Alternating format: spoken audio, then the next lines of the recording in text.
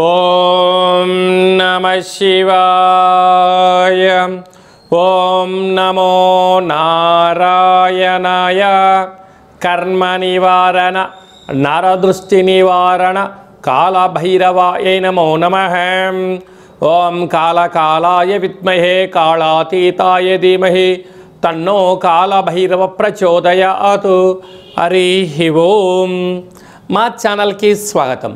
చూస్తున్న వీక్షకులకు ప్రేక్షకులకు ప్రియ కాళభైరవ భగవద్బంధులకి స్వాగతం పలుకుతూ మమ్మల్ని ఎంతగానో ఆదరిస్తూ ఉండబడినటువంటి ప్రియ సోదరీమణులకు జ్యోతిష్య అభిమానులకు అందరికీ కూడా ముందస్తుగా కార్తీక మాస అమావాస్య మాస శివరాత్రి శుభాకాంక్షలు.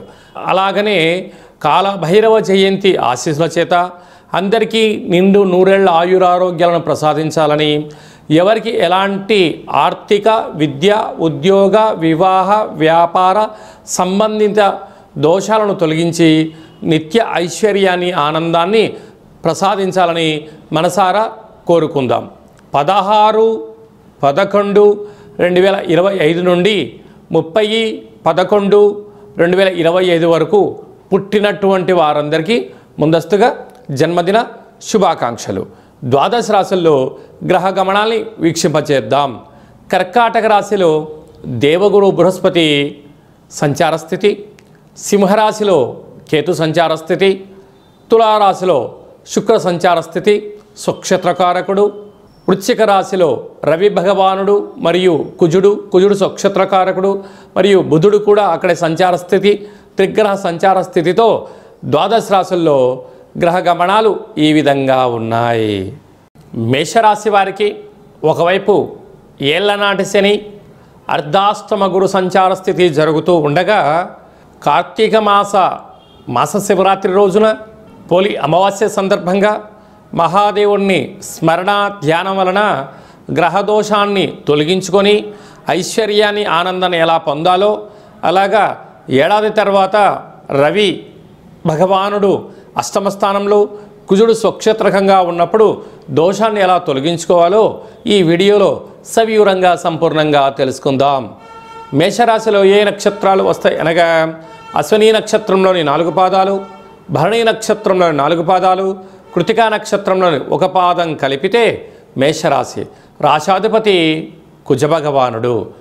అలాగా విశేషంగా అర్ధాష్టమ గురు సంచార స్థితి ఉన్నప్పుడు నిప్పుకు, నీటికి, విద్య, ఉద్యోగ, విదేశీయాన ప్రయాణ కార్యక్రమాలు చేసేటప్పుడు ఎన్నో జాగ్రత్తలు అవసరమని చెప్పి జ్యోతిర్విజ్ఞానం తెలియచేస్తుంది. నోరు ఉంది కదా అని చెప్పి దయచేసి వాగొద్దు. అలాగా ధనం ఉంది కదా అని చెప్పి మంచినీళ్ళలాగా ఖర్చు పెట్టవద్దు. అలాగనే తల్లిదండ్రులతో, గురువులతో, అన్నదమ్ముళ్లతో, అక్కా చెల్లెలతో ఆప్యాయంగా మీరు ఉండే ప్రయత్నం చేయండి. సకల గ్రహ దోషాలు తొలగిపోతాయి.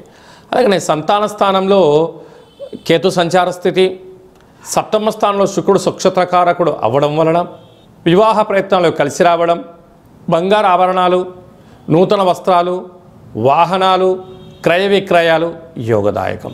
ప్రేమికులు చాలా జాగ్రత్తగా ఉండాలి. భార్యాభర్తలు అన్యోన్యంగా ఉండే మానవ ప్రయత్నం చేయగలగాలి. అష్టమంలో ఆరోగ్యకారకుడు, అష్టమంలో రుణ రోగ శత్రుకారకుడు, అష్టమంలో బుద్ధికారకుడు త్రిగ్రహ సంచార స్థితి ఉన్నప్పుడు దూరావాయు జల ప్రయాణాలలో ఇబ్బందులు, యంత్రాలతో, ఆయుధాలతో, అలాగనే ఫోన్, వాట్సాప్ స్టేటస్లలో అనవసరమైన సమాచారాన్ని చేరవేసి లేనిపోని సమస్యలు తెచ్చుకోవద్దు. ఆర్థిక ఇబ్బందులకు గురి కావద్దు. దీనివలన భారీ మూల్యం చెల్లించక తప్పదు అని చెప్పి జ్యోతిర్విజ్ఞానం తెలియచేస్తుంది. కనుక పోలీస్ స్టేషన్లు, కోర్టు మెట్లు ఎక్కుతూ అనేక రకాలుగా ఇబ్బందికి గురి చేసే పరిస్థితి అధికంగా ఉంటుంది. తస్మాత్ జాగ్రత్త.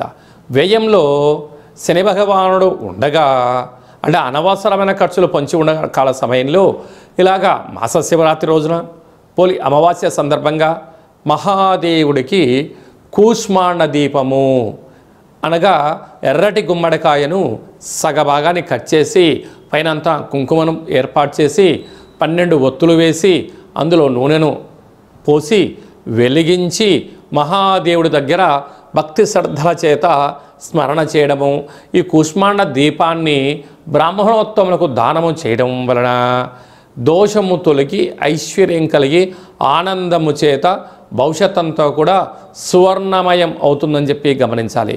ప్రధానంగా సాఫ్ట్వేర్ ఉద్యోగస్తులు, హార్డ్వేర్ ఉద్యోగస్తులు, వ్యవసాయ సోదరీమణులు, గృహ భవన నిర్మాణ కార్యక్రమాలు చేసేటువంటి వారు, రాజకీయ రంగ క్షేత్రాల్లో ఉండబడిన వారు ఎంతో జాగ్రత్తగా అవసరమని చెప్పి జ్యోతిర్విజ్ఞానం తెలియచేస్తుంది. నవంబర్ మాసంలో ముఖ్యమైన పండుగల గురించి క్లుప్తంగా సవివరంగా సంపూర్ణంగా తెలుసుకుందాం. మనకు 18వ తారీఖున సోమవారము మాస శివరాత్రి విశేష సందర్భంగా కార్తీక మాసంలో మనం ఏ రోజైతే ప్రాఢ్యమి నుంచి మాస శివరాత్రి వరకు పూజ చేసుకోలేనటువంటి వారందరూ కూడా మహాదేవుడికి రుద్రాభిషేకము, ఒక దీపాన్ని ఏర్పాటు చేయడము, సాలగ్రామ దానము, స్వయంపాక దానం చేయడం వల్ల మహాదేవుడి యొక్క ఆశీస్సులు ఉంటాయని చెప్పి గమనించగలగాలి. అలాగనే 20వ తారీఖున మనకు గురువారము విశాఖ నక్షత్ర సందర్భంగా పోలి అమావాస్య సందర్భంగా మనము వెన్నతో దీపాన్ని పెట్టడం వలన మహాదేవుడి యొక్క కృపకటాక్ష వీక్షణ కలిగి సంపూర్ణ నిండు నూరేల ఆయురారోగ్యాలని ప్రసాదించడం జరుగుతుంది అని చెప్పి గమనించాలి. అలా కుదరలేనటువంటి వారందరూ ఈ కింది నెంబర్ సంప్రదించినట్లయితే కాశీ క్షేత్రంలో మన యొక్క కాళభైరవ స్వామి యొక్క దేవాలయంలో గోకర్ణ క్షేత్రంలో మీ పేరుపైన రుద్రాభిషేకము, దీప కార్యక్రమాన్ని ఏర్పాటు చేయించి స్వయంపాక దానాన్ని కూడా ఏర్పాటు చేయడం జరుగుతుందని చెప్పి గమనించాలి.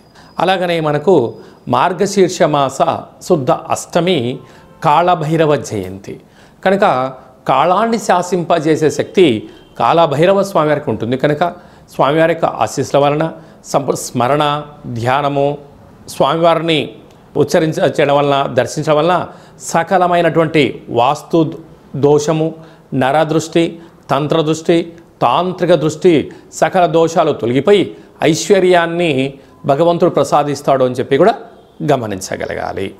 విశేషమైనటువంటి ఈ యొక్క కార్తీక మాసంలో మార్గశీర్ష మాస శుక్లపక్షంలో అందరికీ ఐశ్వర్యం ప్రసాదించాలని మనం కూడా ఒకసారి మనసారా కోరుకుందాం. అలాగే మీ వ్యక్తిగత జాతకం తెలుసుకోవాలనుకుంటున్నారా? మీ పుట్టినటువంటి తేదీ, నెల, సంవత్సరము, పుట్టిన సమయాన్ని వ్రాసి పంపించినట్లయితే 100 సంవత్సరముల జాతకాన్ని వ్రాసి సవివరంగా సంపూర్ణంగా మీకు పంపించి మీరు పుట్టినప్పుడు గ్రహ గమనాలు ఎలా ఉన్నాయి, ప్రస్తుతం ఎలా ఉంటున్నాయి, రాబోయే కాలంలో ఎలా ఉండబోతున్నాయో సవివరంగా సంపూర్ణంగా తెలియజేయడం జరుగుతుంటుంది. చాలామందికి పుట్టినటువంటి కాల సమయంలో డేటా బర్త్లో లేనటువంటి కారణం వలన మీ పేరు యొక్క మొదటి అక్షరాన్ని అనుసరిస్తూ రాశిని తెలియచేస్తూ గ్రహ గమనాల్ని చెప్తూ అలాగనే రమణ శాస్త్రం ద్వారా అనగా గవ్వళ ద్వారా కాళభైరవ ఉపాసన చేత భూత భవిష్యత్ వర్తమానాన్ని తెలియజేయడం జరుగుతుంది. కనుక జాతకాన్ని తెలుసుకుందాం, జీవితంలో ఉండబడినటువంటి స్వల్పమైనటువంటి అడ్డంకులను తొలగించుకుందాం, ఐశ్వర్యానికి ఆనందానికి స్వాగతం పలుకుతాము అనేటువంటిది విన్నపం. కనుక ఈ కింది నెంబరు సంప్రదించి వాట్సాప్ ద్వారా కానీ ఫోన్ కాల్ ద్వారా కానీ అపాయింట్మెంట్ తీసుకొని సంప్రదించగలరు.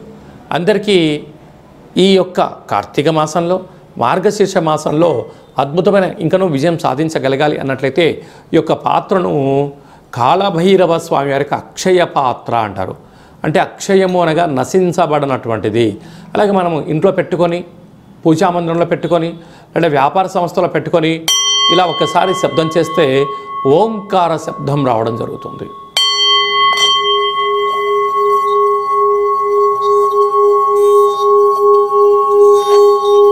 ఓం కాళభైరవాయ నమః, ఓం కాళభైరవాయ నమః, ఓం కాళభైరవాయ నమః అనే మంత్రాన్ని ఉచ్చరింపచేస్తూ 12 సార్లు అలా తిప్పడం వలన సంపూర్ణమైనటువంటి గృహంలో ఉండబడినటువంటి జాతకంలో ఉండబడిన దోషము, వాస్తు దృష్టి, సకల దోషాలు తొలగి ఐశ్వర్యం కలుగుతుందని చెప్పి గమనించగలగాలి.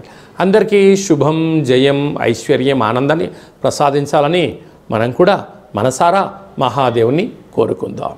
నమస్తే అస్తు భగవన్ విశ్వేశ్వరాయ మహాదేవాయ త్రయంబకాయ త్రిపురాంతకాయ త్రికాగ్నికాలాయ కాలాగ్నిరుద్రాయ నీలకంఠాయ మృత్యుంజయాయ సర్వేశ్వరాయ సదాశివాయ శ్రీమన్మన్మహాదేవాయ నమో నమః. హరి ఓం. మహాదేవుడి యొక్క ఆశీస్సుల వల్ల నిండు నూరేళ్ల ఆయురారోగ్యాలని ఐశ్వర్యాన్ని ప్రసాదించాలని మనసారా కోరుకుందాం. శతమానం భవతు శతాయు పురుష సతేంద్రియ ఆయుష్యేవేంద్రియే ప్రతిష్టతి. ధనం ధాన్యం బహుపుత్రలాభం శత సంవత్సరం దీర్ఘమాయు. సర్వే జనా సుఖినో భవంతు. లోకా సమస్తా సుఖినో భవంతు.